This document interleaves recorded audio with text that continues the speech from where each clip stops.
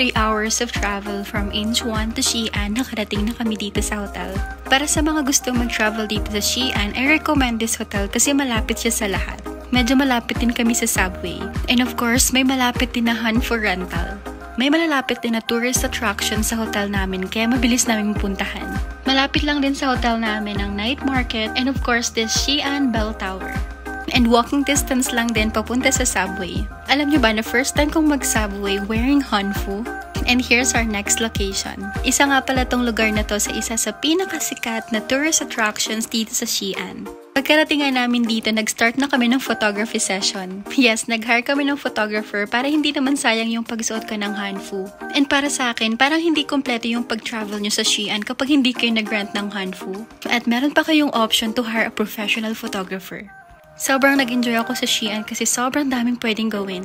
The next morning, pumunta naman kami sa Terracotta Army. Hindi rin kompleto yung travel experience nyo dito sa Xi'an kapag hindi kayo pumunta dito sa Terracotta Army.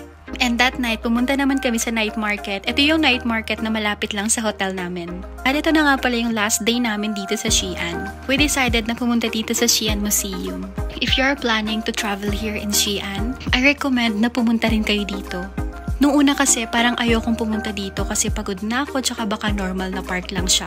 But no, sobrang dami kong nakita dito na bago sa mata ko. Kaya hindi ako nagsisi na pumunta kami dito. And ipapakita ko na rin sa inyo yung mga bagay na nakita ko sa loob ng Xi'an Museum.